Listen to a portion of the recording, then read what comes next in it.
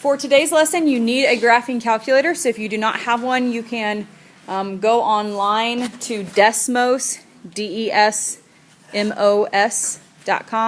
or you can go to Wolfram Alpha, or you can just Google graphing calculator, and you'll be able to find some. But for today's lesson, you need a graphing calculator. All right. So today we are going to graph exponential equations. Unit 5 is all about exponential equations. Is that in our Correct. Unit 5? Graphing exponential equations.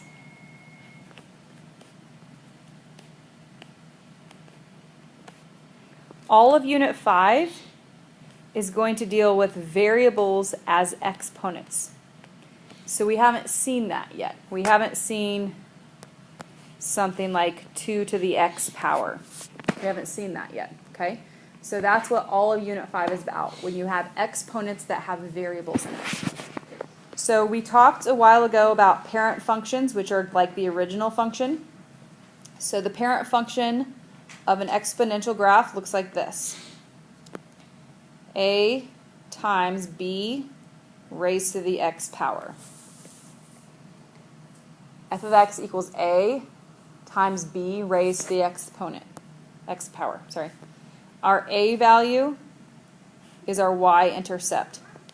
And oftentimes there is no number, or it appears as though there's no number. If it appears as there's no number there, what does that mean the number really is? 1. Okay? So whatever the a value is our y-intercept. Whatever is being raised to the exponent, that's your b value. If the b value is greater than 1, we say that the graph is exponential growth.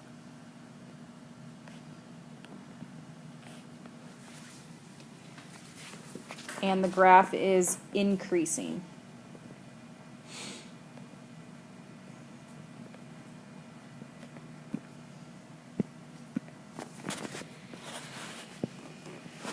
If your b value is less than 1, we call this exponential. Does anyone know what the opposite of growth is? Exponential decay. I was going to say reduction. Kind of close. We use the word decay. And what do you think the graph is doing? Good. Decreasing.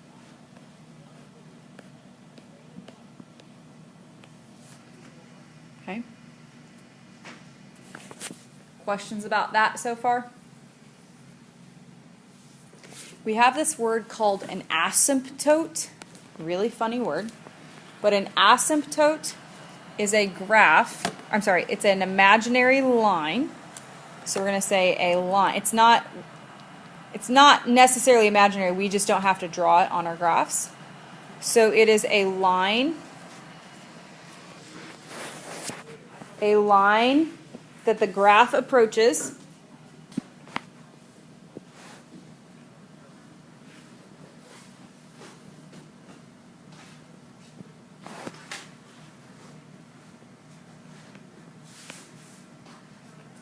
but never touches.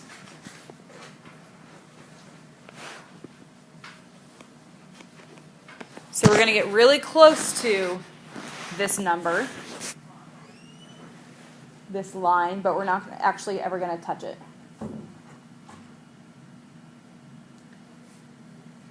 So when we have these graphs, there's a couple steps that I want you to go through, okay? The first thing is to identify the b value. If you look at number 1, there is no a value listed, right? So if there is no a value, what is it really? 1. Right? We know that there is a hidden 1 right here, right? We can do 1 times 2. What did I tell you that a value was? What does that a value represent?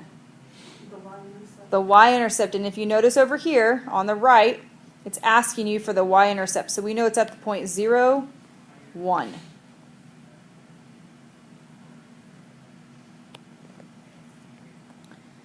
What is your B value here? 2. Okay. Someone besides Leanna, is this going to represent exponential growth or decay? Think about your B value. Think about what we wrote down up there. Okay, is B greater than 1 or less than 1? It's greater than 1. And if it's greater than 1, it's going to be growth. So this is a growth problem. And if you need to make yourself a note, put B is greater than 1. That's how you know.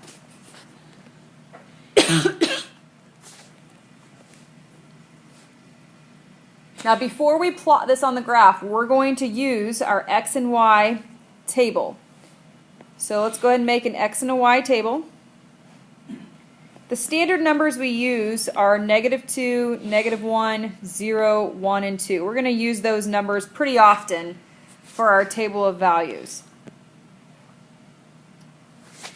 We could, if we wanted to, I could take this -2 and plug it in here for X and figure out what it is, right? And then I could take the -1 and plug it in up here for X and figure out what that is. But I want to show you how to use your calculator. So grab your calculator, and in our calculator, you're going to go to your Y equals, clear out whatever is in there, and you're going to write 2 raised to the X power. So 2, and then your little caret button, raised to the X power. Remember, X is beside the green button. And it should look like 2 to the X, okay? And then you can arrow over to get off of the X so you can see. Do you guys have Y equals 2 to the X in your calculator now? Okay. Let's now let's go to our table. Remember, table is in blue above the graph.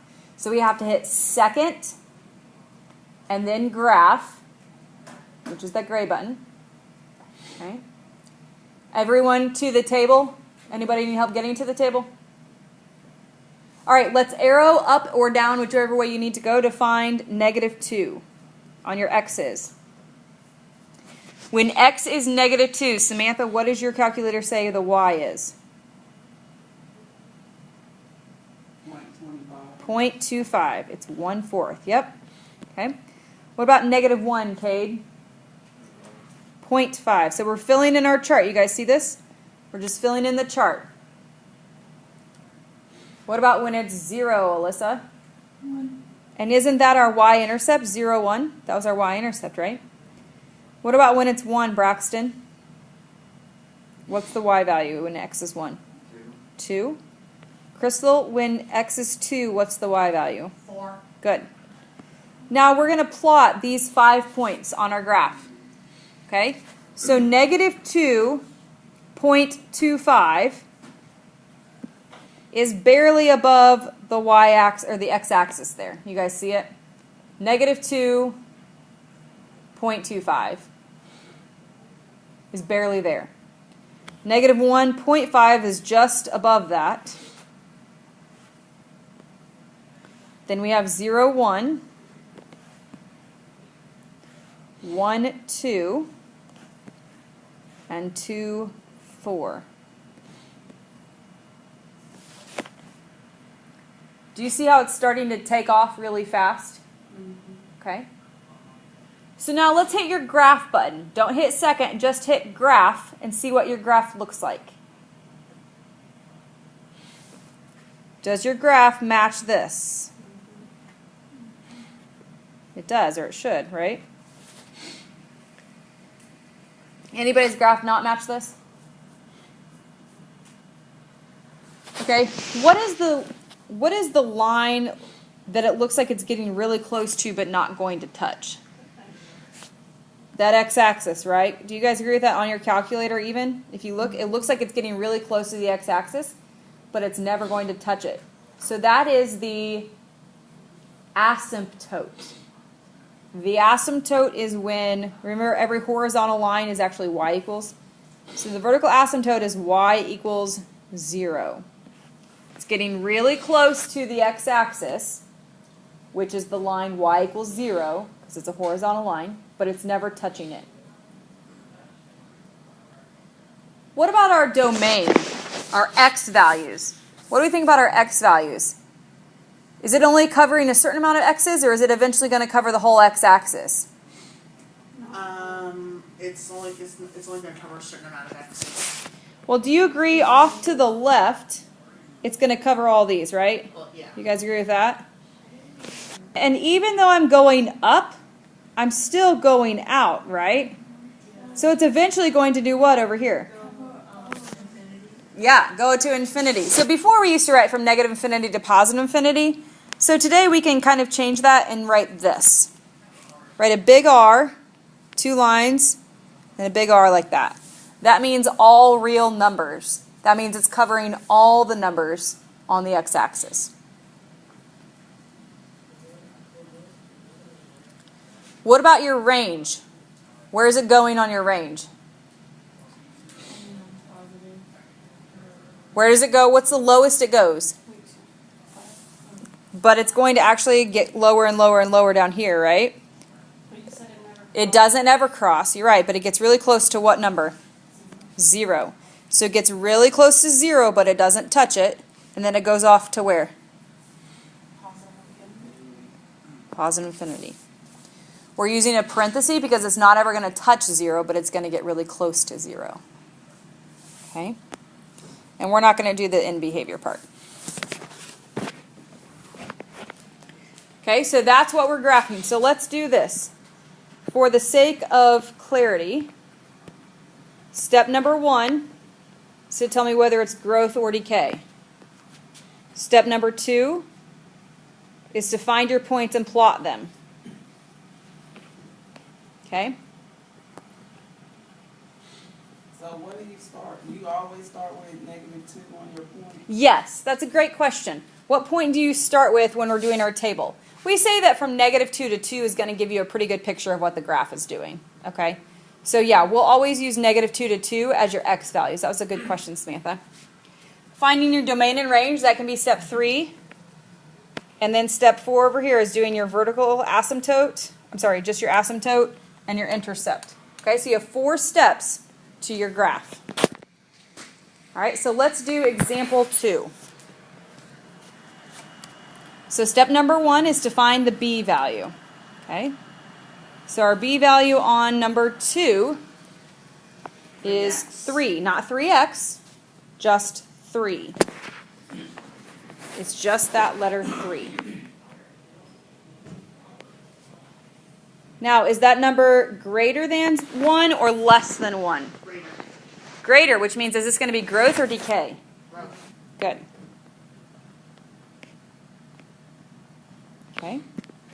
Step number 2 is to set up my x and y table. I'm going to use the points -2, -1, 0, 1, 2. And now I'm going to use my graphing calculator to help. So remember, when you go to your graphing calculator, you're putting in y equals 3 to the x. So clear that out. Clear out 2 to the x and put 3 to the x.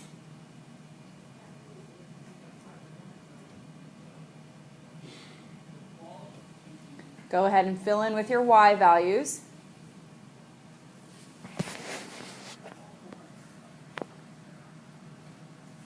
Anybody need help getting back there to their table?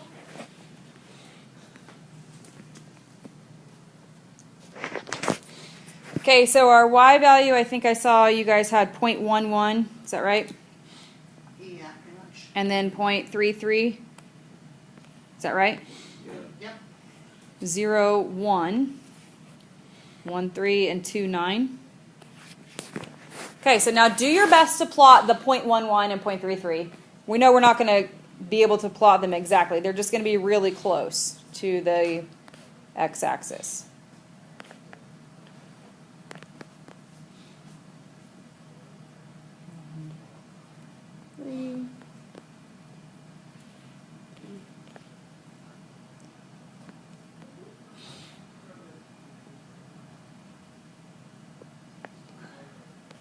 Your graph should have arrows on the both top and bottom.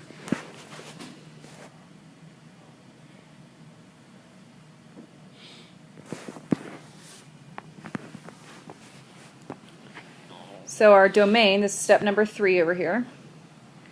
Our domain is eventually going to cover the whole x-axis. So I can put my big R. My range, well, it gets close to 0 but never touches it, to infinity.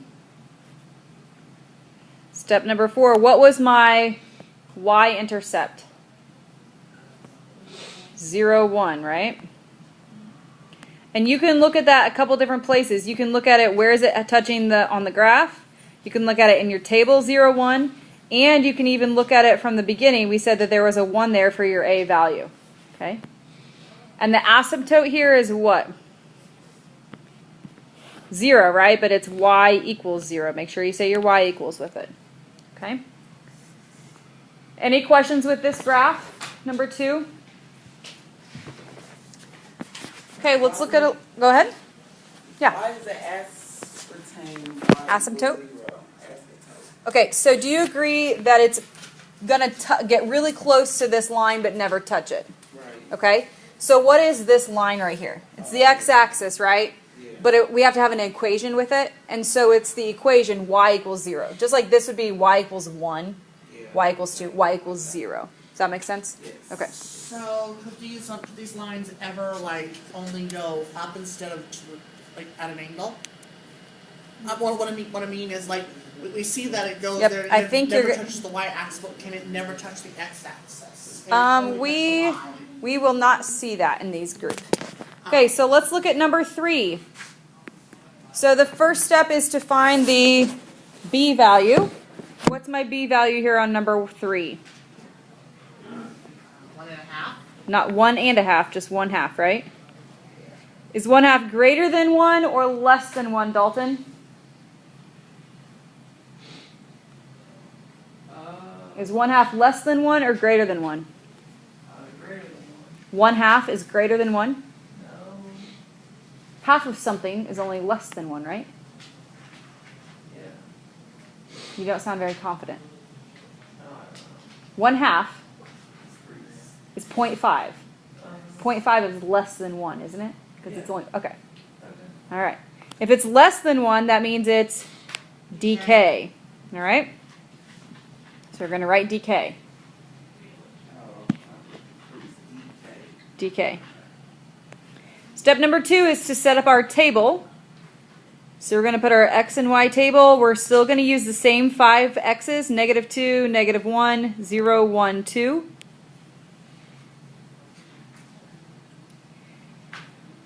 Now this time when you put it in your calculator, let me show you up here at the top. When you put it into your calculator, please, you have your y1, parentheses 1, and then use the divide sign. That gives you the fraction. Divide by 2. Close your parenthesis, then raise to the x. Otherwise, you will not get the right answer. So open your parentheses, which are above the 8 and 9. 1, and then the fraction bar is the divide sign, because a fraction is division. Close your parenthesis, then raise to the x power. Sure. Yes. Okay. Then go ahead and fill in your x and y chart. Good. Yep. Good. Perfect. Good. And now yours sometimes gets stuck up here in exponent mode. So if you were ever to write something after that, you would just use the arrow over to the side.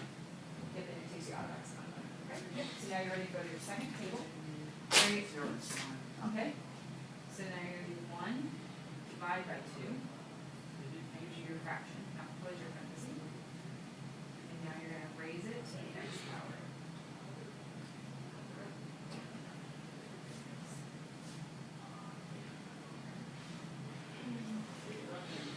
Second.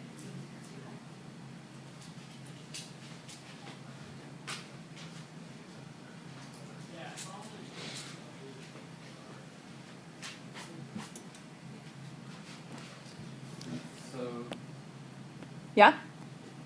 would this be negative infinity for the domain? Let's think about it. Let's get a graph on there. Did you get your table, Cade? Yeah.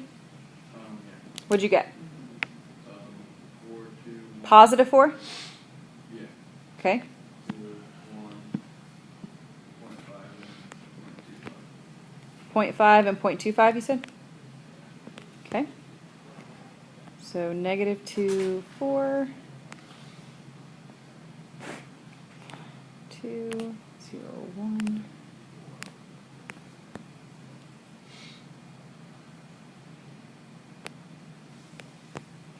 So for your domain then, do you agree that I'm going this way on my x's, right? I'm eventually going to get all my x's this way. Mm-hmm. But as I'm going to the left, even though I'm going up, I'm still going out, right? I'm still going to continue to go this way, which is going to eventually cover all the negative infinity to the x's too, right? So on this one, my domain is going to still be all real numbers. I'm going both directions. Okay? My range looks like what? From, what's the lowest I go on my y-axis? 0 to where? Am I going to negative infinity on my y-axis? I'm going up, right? So I'm going up to positive infinity. Okay? What about our y-intercept? 0, 1 still. And then our asymptote is going to still be y equals 0. Okay? What do you think about those change though? I think you're going to see that on number 4. Okay? Those are going to change a little bit. Okay, I changed number 4 in your packet because I didn't like the one that it was. So let's do example 4. Why don't you see how much you can do in example 4? Okay? I'll start you off. What is the b value in example 4? The b is 1/4, right? It's whatever's being raised to the exponent, that's your b value. So number 4, your b value is 1/4, okay?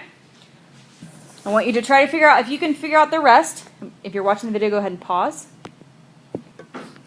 So in this example, we can't graph negative 232, but I can graph negative 1/8. So I'm going to do that. And then 0, 2, positive 1, 0.5,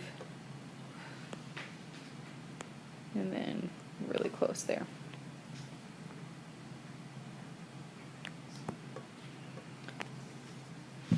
Your curve should not dip under the x-axis. It needs to stay above the x-axis, okay? So, Kate, you were asking, does our domain and range change? Well, on this one, does it look like the domain is changing? I mean, Are you still going to cover the entire x-axis? I think so, yeah. You are, right? Okay. So we're still going to cover the entire x-axis. So our domain is still all real numbers. And then our range value is still going from 0 to positive infinity. What about our y-intercept, though? Where is it crossing the y-axis? At 2 this time, right? 0, 2. Okay. So we're crossing the y-axis at 0, 2. And then what's our asymptote? It's still getting really close to that x-axis, but not crossing it.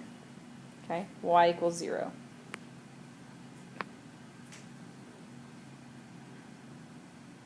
Questions on this? Okay, on your last example, on number 5, I want you to change the 1/2 and make it negative. So make your 1/2 negative. So how do we do that? Okay, so that's a great question. Let me move the screen down. Okay, so if we make the 1/2 negative, first of all, what's our b value? 3. So this is going to be growth or decay, Braxton? Growth, because it's greater than 1. Okay, so we can set up our x and y axis. We're still going to use the same 5 numbers.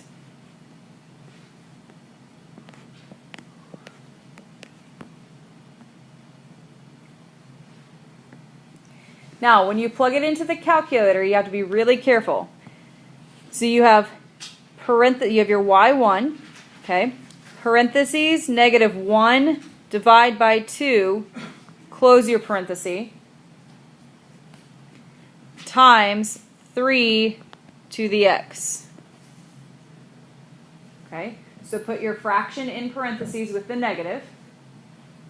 -1/2 times 3 to the x.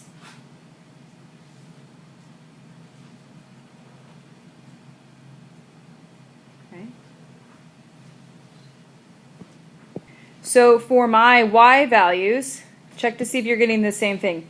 When I have -2, it's at -0.05. Is that what you guys have on yours?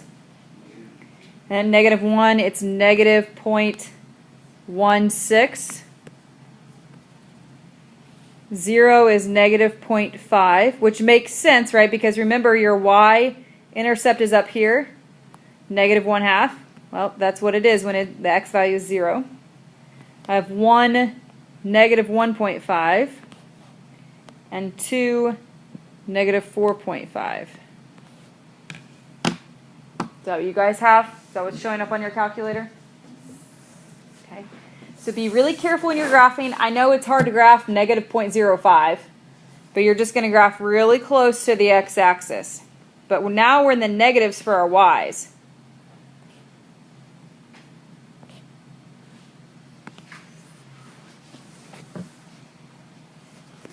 -1, -1.5, -2, I'm sorry, +2, 1.5. So this time our graph looks like this.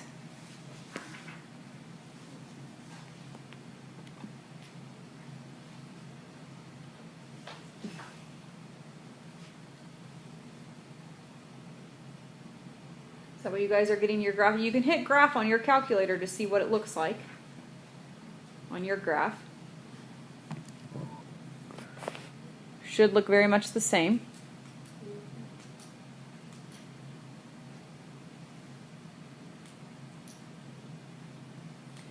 What about our domain? What do we think about our domain?